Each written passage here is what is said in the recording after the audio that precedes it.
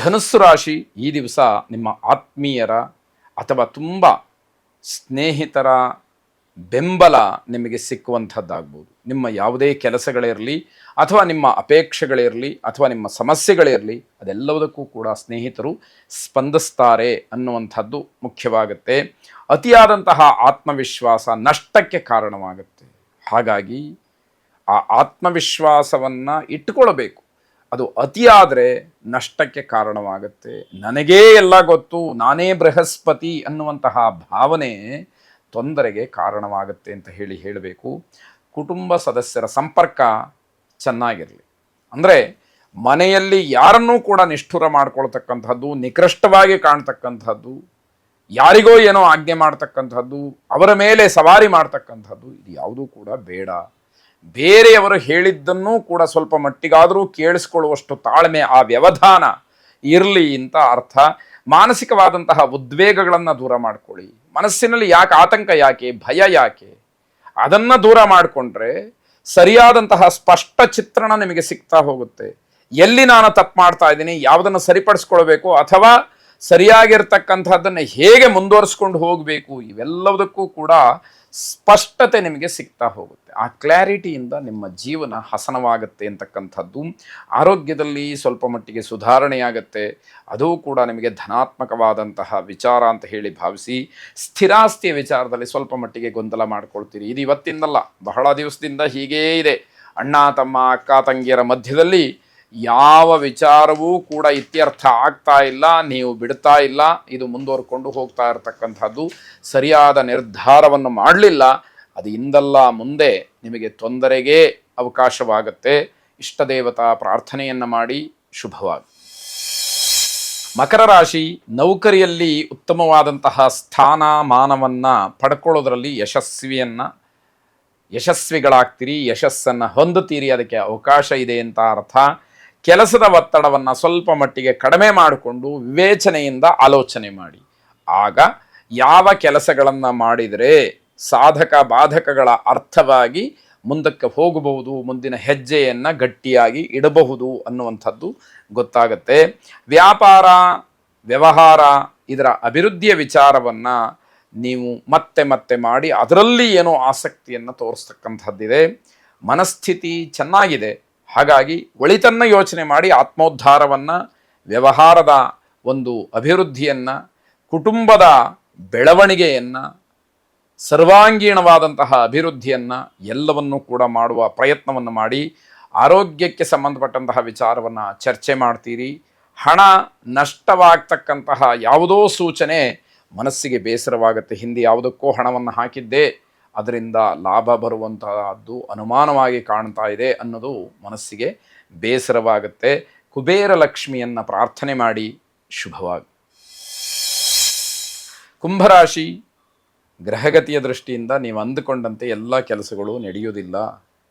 ಹಾಗಾಗಿ ಸ್ವಾಭಾವಿಕವಾಗಿ ತುಂಬ ದುಃಖವನ್ನು, ಬೇಸರವನ್ನು, ನೋವನ್ನು ಅನುಭವಿಸಬೇಕಾದಂತಹ ಪರಿಸ್ಥಿತಿ ಆಯಾ ವಯಸ್ಸಿಗೆ, ಆಯಾ ಸ್ಥಾನಮಾನಕ್ಕನುಗುಣವಾಗಿ ನಡೀತಕ್ಕಂಥದ್ದಾಗುತ್ತೆ.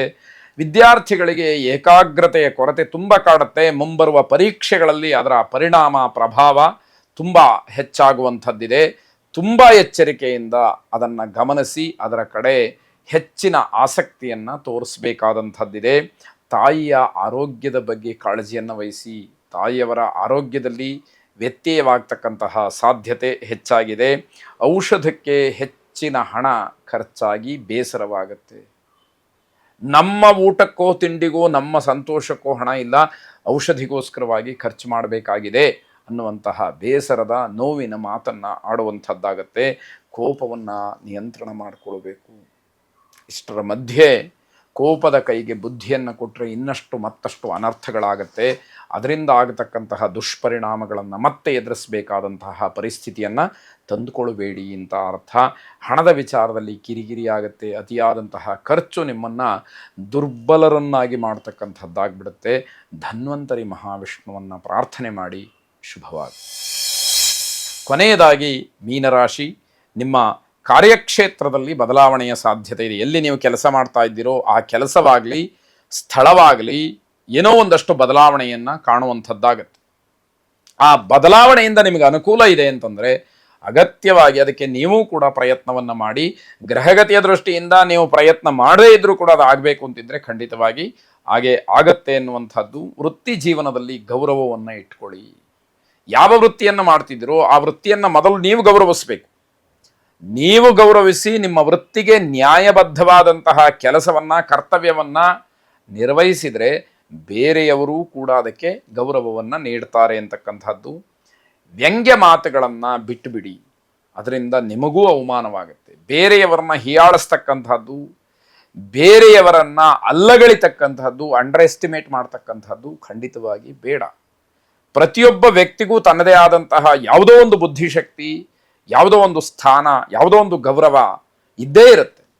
ಅವನು ಮಾಡ್ತಕ್ಕಂತಹ ವೃತ್ತಿ ಬೇರೆ ಇರಬಹುದು, ಆದರೆ ಅದರಿಂದ ಅವನಿಗೆ ಅನುಕೂಲ, ಅವನ ಜೀವನ ನಡೀತಾ ಇರತಕ್ಕಂಥದ್ದು. ನಾವು ಅಪಹಾಸ್ಯ ಮಾಡಿದರೆ ನಮ್ಮನ್ನು ಅಪಹಾಸ್ಯ ಮಾಡ್ತಕ್ಕಂಥವ್ರು ಇನ್ನೊಬ್ಬರು ಇರ್ತಾರೆ. ಅದನ್ನು ತಿಳಿದು ಬೆಳಿಬೇಕಾದಂಥದ್ದು ಬಹಳ ಮುಖ್ಯವಾಗುತ್ತೆ. ಸ್ಥಿರಾಸ್ತಿಯ ಬಗ್ಗೆ ಕೆಲವು ಗೊಂದಲಗಳಿರುತ್ತೆ. ಆಸ್ತಿಯನ್ನು ಇಟ್ಟುಕೊಳ್ಳೋದು, ಮಾರಾಟ ಮಾಡೋದು, ಕೊಂಡುಕೊಳ್ಳೋದು, ಯಾವ ರೀತಿಯಲ್ಲಿ ಏನು ಅನ್ನುವಂಥದ್ದು ಬಗೆಹರಿಯುವುದಿಲ್ಲ. ಹಳೆಯ ಸ್ನೇಹಿತರ ಸಂಪರ್ಕದಿಂದ ಹಣ ನಷ್ಟವಾಗುತ್ತೆ. ಯಾವುದೋ ಒಂದು ಒಳ್ಳೆಯ ಗಳಿಗೆಯಲ್ಲಿ ಸ್ನೇಹಿತರ ಸಂಪರ್ಕ ಬಿಟ್ಟು ಹೋಗಿರುತ್ತೆ, ಅದು ನಿಮಗೆ ಅನುಕೂಲವೇ ಆಗಿರುತ್ತೆ. ಪುನಃ ಅವರ ಸಂಪರ್ಕ ಸಿಕ್ಕಿ ಹಣ ನಷ್ಟ, ಹಣವನ್ನು ಕಳ್ಕೊಳ್ಬೇಕಾಗತ್ತೆ. ಹಳೆಯ ಗೆಳೆಯ ಏನೋ ಬಂದು ತನ್ನ ಕಷ್ಟ ನಷ್ಟಗಳನ್ನು ಹೇಳ್ಕೊಳ್ತಾನೆ, ನಂಬಿ ಹಣವನ್ನು ಕೊಡ್ತೀರಿ, ಕಳ್ಕೊಳ್ತೀರಿ. ಅವನಿನ್ಯಾವುದೋ ಬೇಡದೇ ಇರತಕ್ಕಂತಹ ಕೆಲಸಕ್ಕೆ ಹಣವನ್ನು ಉಪಯೋಗ ಮಾಡಿಕೊಳ್ತಾನೆ. ಮನಸ್ಸಿಗೂ ನೋವಾಗುತ್ತೆ, ಹಣವೂ ಹೋಗುತ್ತೆ ಎನ್ನುವಂತಹ ವಿಚಾರ. ಮನೆಯಲ್ಲಿ ಎಲ್ಲ ವಿಚಾರಗಳನ್ನು ಚರ್ಚೆ ಮಾಡಿ ನಿರ್ಧಾರವನ್ನು ಮಾಡಬೇಕಾದಂಥದ್ದು ಬಹಳ ಮುಖ್ಯವಾಗುತ್ತೆ. ಆಗ ನಷ್ಟದಿಂದ ಸ್ವಲ್ಪ ಮಟ್ಟಿಗೆ ಹೊರಬರಬಹುದು ಅಂತಕ್ಕಂಥದ್ದು. ಆಂಜನೇಯ ಸ್ವಾಮಿಯನ್ನು ಪ್ರಾರ್ಥನೆ ಮಾಡಿ. ಶುಭವಾಗಿ.